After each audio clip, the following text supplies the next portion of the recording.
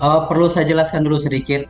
Jadi pelatihan software akuntansi ini kita menggunakan Accurate Online, ya, menggunakan Accurate Online.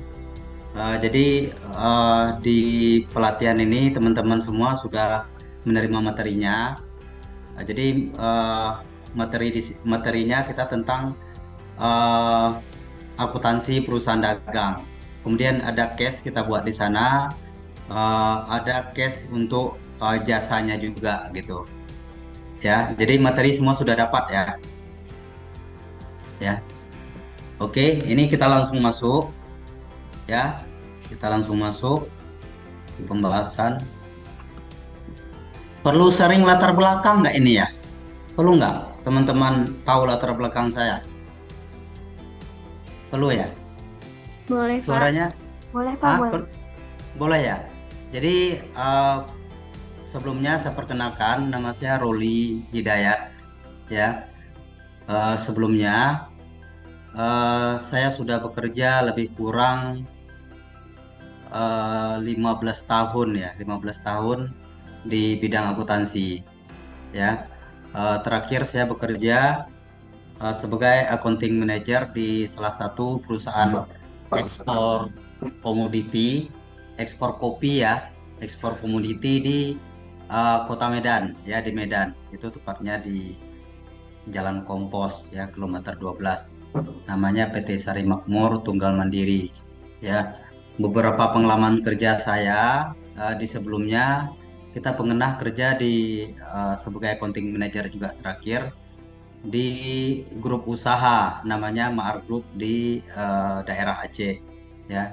Unit usahanya itu terdiri dari SPBU ya, kontraktor, kemudian ada dealer Honda juga, showroom ya, showroom Honda. Kemudian ada agen LPG juga ya. Tapi terakhir itu saya bekerjanya di perusahaan ekspor kopi. Ya, itu sekilas ya tentang profil saya. Oke, jadi untuk materi yang sudah kita siapkan, teman-teman bisa lihat ya.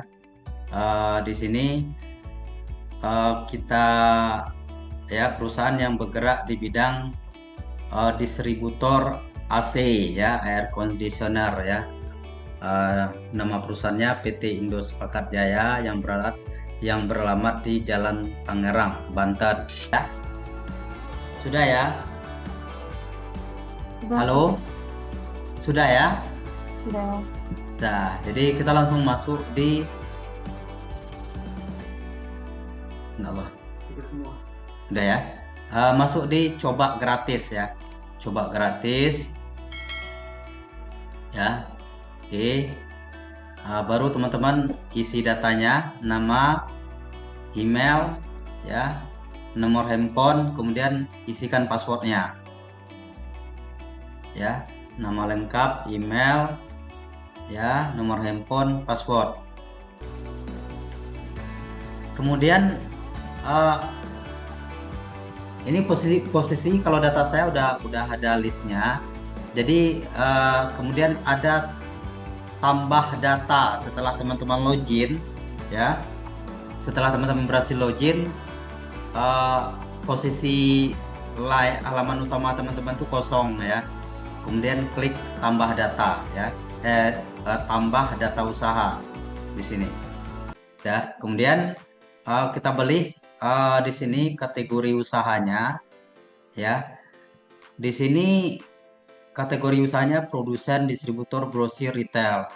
Tadi kita buat distributor ya, bisa aja distributor. Yang pertama dari atas ya, pengaturan awal ya, pengaturan awal preferensi. Preferensi ya, ini preferensi nama perusahaannya ya, nama perusahaan ya, bidang usaha, semua teman-teman bisa isi di sini. Kita lihat nama-nama persediaan. Jadi kebetulan di sini kita nggak buat banyak contoh, ada 4 ya. Kemudian satu lagi ada jasa ya, ada jasa. Oke, kita masukkan barangnya. Yang pertama ya, nama barangnya Panasonic ya. Padang Fisik SC, teman-teman bisa perhatikan sesuai contoh, kita tinggal tambahkan ya. Kemudian kalau misalnya ada kategori barang ya, kita bisa buat di sini ya, misalnya kategorinya AC misalnya ya. Kalau seandainya jenis itemnya, jenis barangnya banyak. Kemudian untuk produk jasa, jasa cleaning ya, di sini soal ke-32 ya. Melakukan pekerjaan jasa cleaning AC ya. Kita lanjutkan ya. Kita lanjutkan ke transaksi ya. Kita lihat transaksinya. Teman-teman bisa baca transaksinya ya. Tanggal 1 ya. Jadi di sini kebetulan perusahaannya baru berdiri ya. Pak Anton ya, Pak Arif dan Pak Anton sepakat membentuk ya perseroan terbatas, membuka perusahaan ya berbentuk PT ya yang bergerak di bidang distributor dan pemeliharaan AC ya dengan nama perusahaan PT Indo Sepekat Jaya yang beralamat di Tangerang. Kemudian di tanggal satunya ya, kebetulan perusahaannya baru berdiri ya, di tanggal 1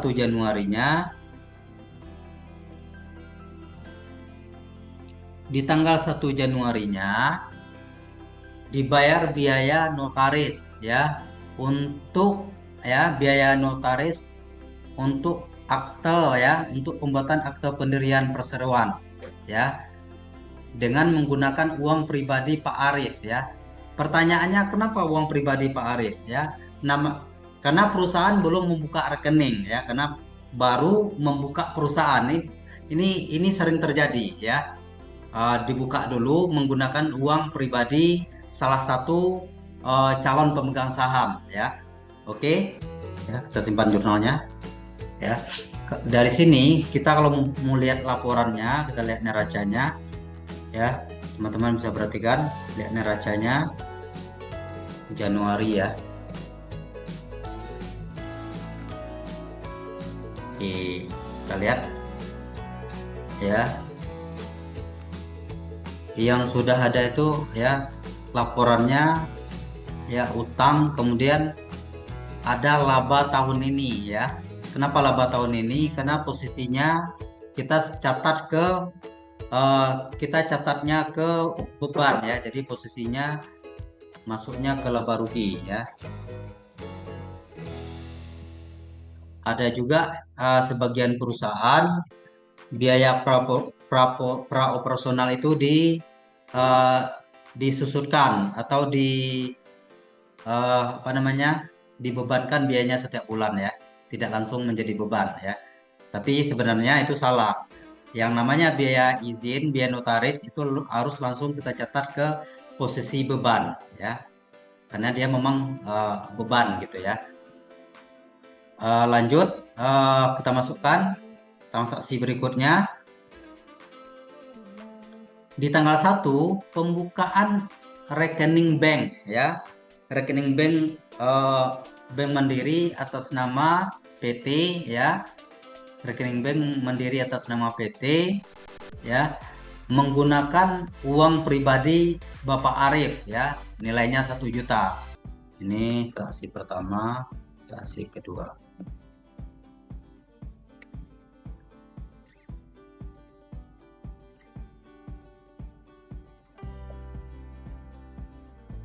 Oke, selanjutnya tanggal 6 Januari setoran ya, Tuan Arif menyetorkan uangnya ya 60% total dari saham yang beredar ataupun yang dibuat ya sesuai akte ya, totalnya 720 juta ya, uangnya disetorkan ke Bank Mandiri. Transaksi berikutnya ya, pengisian kas kantor. Oh, tadi namanya kas kantor ya teman-teman ya. Pengisian kas kantor ya, ditarik uangnya dari Bank Mandiri senilai 20 juta. Ya. Ini caranya ya. Kita masih menggunakan menu kas dan bank ya. Kemudian pilih transfer bank. Ya. Pilih transfer bank. Di jurnal juga sama ya. Sebenarnya lebih kurang software nih, hampir semua software modelnya sama ya. Paling posisi tampilannya aja yang ada sedikit perbedaan. Dibayarkan uang muka pembelian sebesar 1 miliar ke PT Panasonic ya. Jadi dari transaksi kita tadi masuk ke lagi ke pembelian ya, pesanan pembelian ya. Di sini otomatis ada akses ke bagian keuangan ya. Fitur ini artinya untuk user lain, misalnya yang ini yang mencatat bagian pembelian. Kemudian bagian keuangan ada akses untuk melihat pesanan kita tadi. Baru bagian keuangan melakukan proses pembayarannya. Jadi tinggal diklik lagi di sini ya. Klik, kemudian dilakukan proses ya. Misalnya kita bayar uang muka ya sesuai dengan transaksi tadi. Kita terima uang muka, ya kita bayarkan uang muka ya. Ya, kita catat uang mukanya 1 miliar ya. Oke.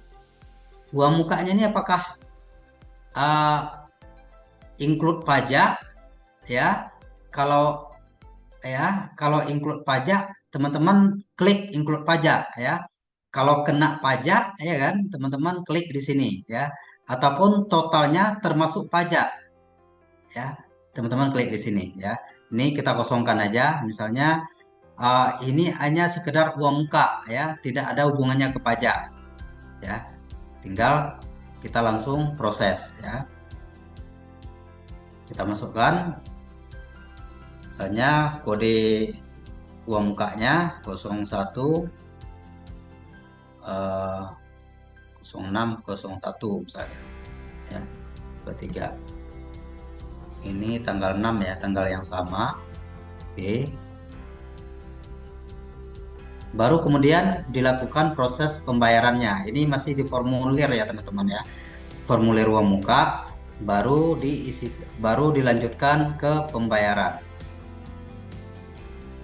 Nah, teman-teman bisa perhatikan ya. Tidak dapat membuat uang muka ya karena tidak berpajak. Ya, kenapa muncul keterangan seperti ini? Karena transaksi kita ada pajak, maka uang muka juga harus ada pajaknya. Jadi kita klik aja dikenakan pajak ya. Kemudian faktur pajaknya teman-teman bisa isikan di sini. Ya, nomor faktur pajaknya berapa ya. Isikan di sini. Oke. Baru kita proses ulang. Ya. Baru masuk ke form pembayarannya ya. Kita bayar pakai apa? Kita bayar pakai Mandiri. Ya, baru di sini ada posisi gambar ya seperti apa ini? Ya, teman-teman bisa perhatikan di sini ya. Ini tinggal kita klik untuk menambahkan nilai di pembayarannya. Oke, seperti itu ya. Sorry, ini uang kita yang keluar 1 miliar aja ya teman-teman ya. Kita ganti 1 miliar berarti include pajak ya. Oke. Kita batalkan dulu. Uang mukanya berarti ya termasuk pajak ya, nilainya 1 miliar ya. Oke, proses.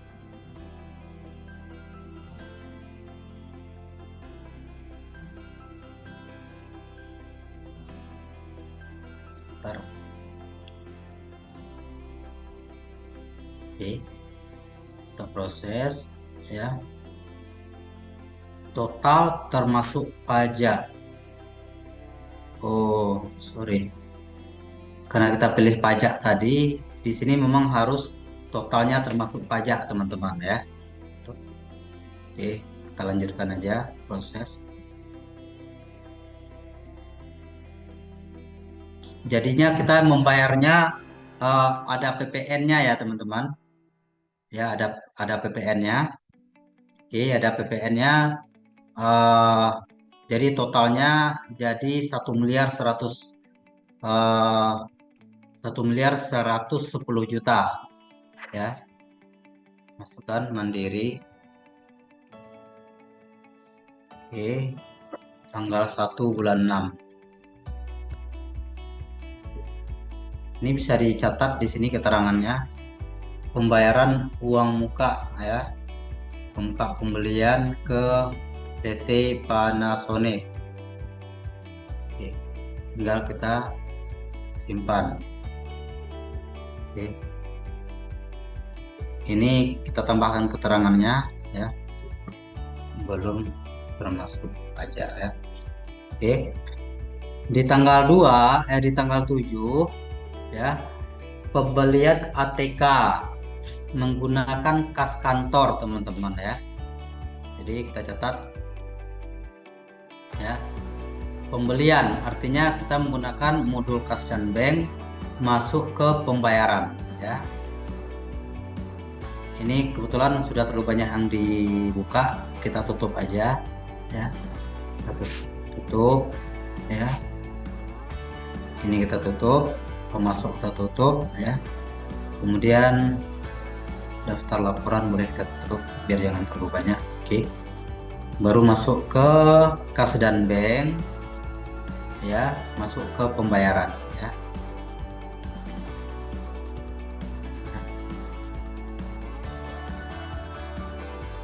Sorry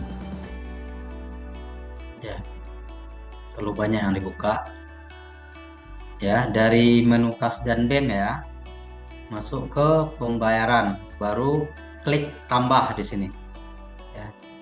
Kita menggunakan kas kantor ya, tanggalnya tanggal 7 bulan 1. Oke, kita lihat teman-teman, ATK ada nggak akun ATK ataupun kantor ya, kita cari. Oke, yang ada di sini ya, beban perlengkapan kantor ya. Teman-teman bisa menyesuaikan nama akunnya. Misalnya beban perlengkapan kantor ini, teman-teman mau ganti namanya ya, mau ganti nama akunnya ya. Kita ganti nama akunnya.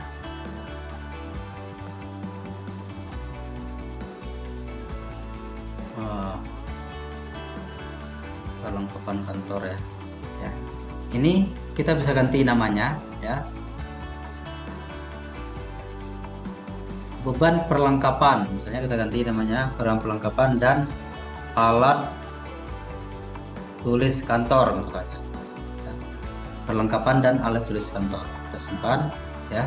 Baru kita masuk lagi ke pembayaran ya, kita pilih di sini alat tulis kantor ya.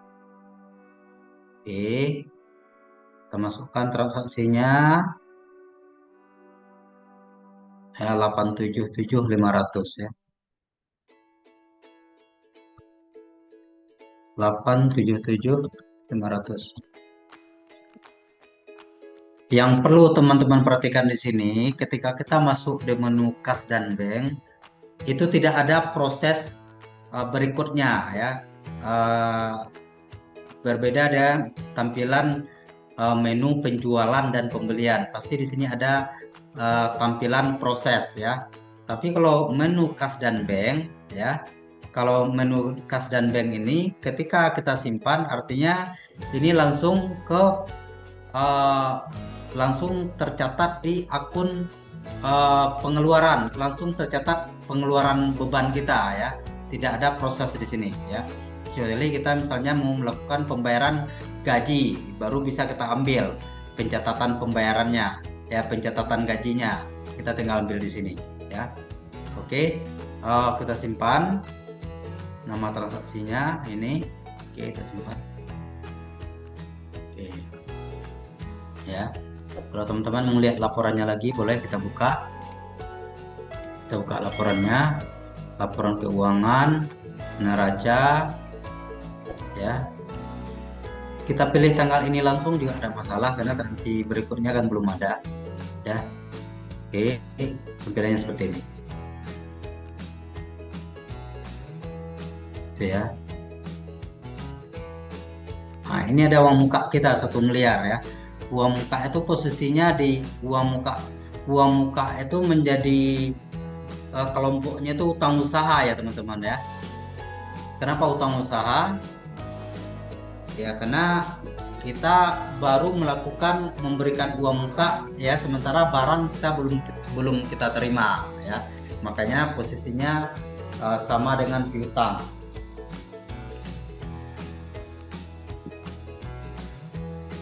Oke, kita lihat laporan laba ruginya.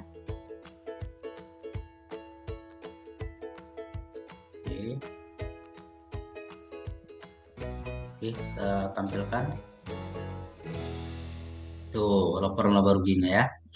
Ya, udah ada biaya perlengkapan dan tulis kantor, kemudian ada biaya izin dan notaris ya. Iya, oke, kita lanjut di pertemuan berikutnya hari Jumat. Hari Jumat ya. Untuk pertemuan berikutnya kita di hari Jumat ya.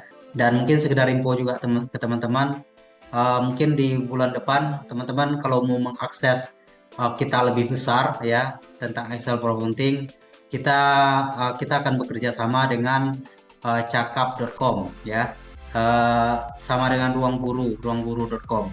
Jadi kebetulan kita udah buat ada perjanjian kerjasama dengan cakap.com.